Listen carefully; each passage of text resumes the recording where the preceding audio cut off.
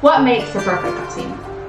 Well, Taqasim are the ultimate art of Arabic music. They're considered to be the highest form of artistry, and if you do not know how to do a Taqsim, then you're not a musician in the Arab world. Let's look at 7 elements that create the perfect Taqsim. Number 1, intimate knowledge of the maqam system. You need to know each building block, and again I'm referring to my maqam building block system where I teach maqam with Lego. Here's a link to how that works. The maqam system is the language or the alphabet from which you create musical phrases, and again think of a Taqsim as a story, yeah, and the maqam is the alphabet from which you're going to write the story, and without intimate knowledge of the alphabet you cannot make stories. So you need to really know maqam as if you know the palm of your hand. Speaking of the maqam building blocks, you need to have intimate knowledge of idiomatic phrases of each building block. Yes, you heard me right. Each building block has its own unique character, which is why you cannot apply Western music thinking to Arabic music. So, each maqam building block has its own idiomatic phrases that create the once upon a time effect. What's the once upon a time effect? The once upon a time effect is basically that fuzzy feeling that you feel when you hear the familiar. So say I am sitting and listening to a story, which I absolutely love, and I am a storyteller as well. So if somebody tells me once upon a time, immediately I'm drawn, I'm excited, I'm warm inside, I'm fuzzy, and I want to hear more. That's the exact effect that the idiomatic phrases create in the ear of the listener. So you must know them. Nobody speaks about idiomatic phrases, but without them, without having idiomatic phrases for each building block, you cannot create a perfect Taqsim. Silence. Between phrases, there must be a lot of silence. Most people, when they're doing a Taqsim, say I'm doing Taqsim Bayati, and I don't stop, I don't give you a moment to breathe and soak it in, I am not allowing you, the listener, to really savor each phrase. So just listen for a moment.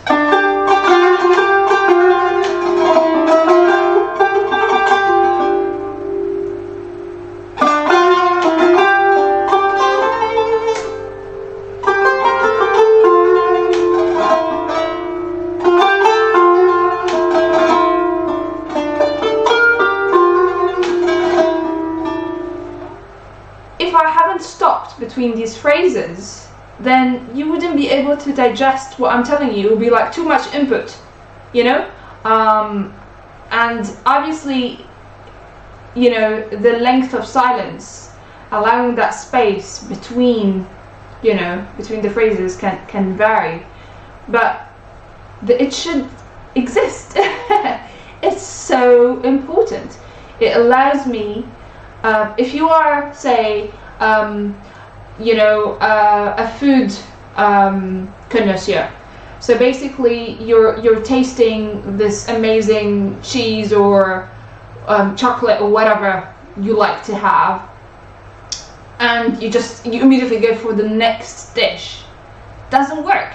You have to allow the time to sit with the flavor, to let it really simmer, and this exact same goes to Taqasim, and that's achieved with silence. Number 4, variation and technique.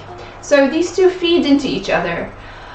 You must have heard me say so many times that variation is the salt of Arabic music. You must variate all the time. And how do you do that? You use different ornamentation techniques. You use, you know, reinterpret the melody in different ways. So let's look at a very, very simple 4-note melody. I challenge you to perform it in 10 different ways, in 20 different ways, in 30 different ways.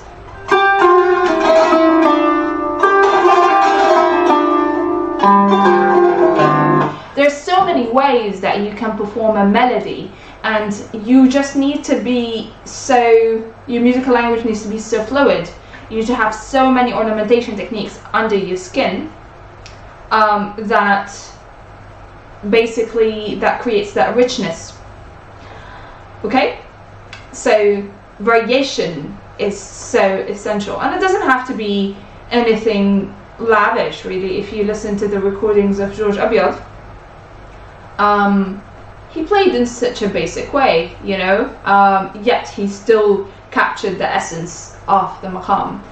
But recently I personally also find that, you know, it doesn't have to be so busy, you know. Sometimes it's very elegant to keep things, you know, free and let them breathe, but it's also equally important to have the musical tools to express yourself should you want to. So variation and different ornamentation techniques, a big bank of ornamentation techniques is essential for a perfect taqsim. Next is structure. You're gonna ask, Maya, isn't taqsim supposed to be just free, where I just improvise and let my imagination soar and that's it?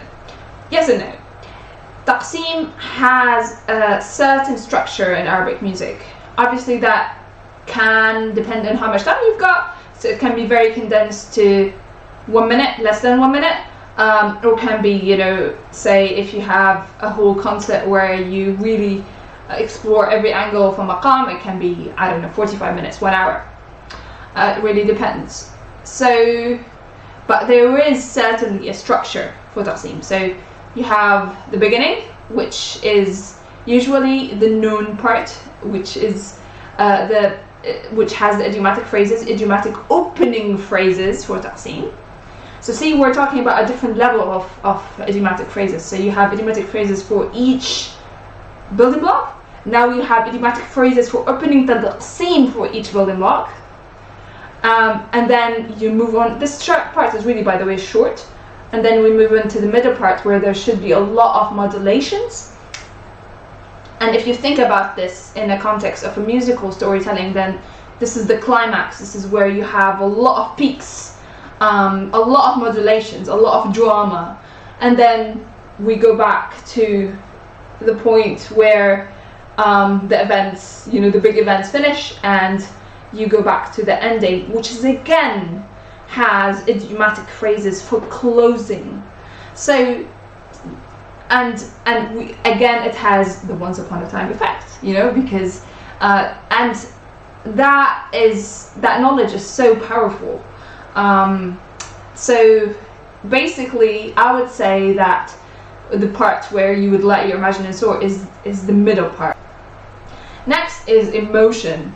Oh my gosh, a taqsim needs to put somebody in a state of tarab, which equals musical intoxication. It's like a musical trance, and you cannot get there unless if you touch somebody's heart. So you cannot play a taqsim and not let somebody say Allah, ole, and move somebody, because, and without that, I would say a taqsim would be imperfect. So emotion, moving something inside the audience's heart, is essential for a perfect taqsim. Lastly, what makes a perfect taqsim is the dance between innovation and idiomatic phrases, which create the once upon a time effect. Okay, so if you would perform a taqsim fully in traditional, in traditional style, where you just follow idiomatic phrases, then you would be perfectly, received well.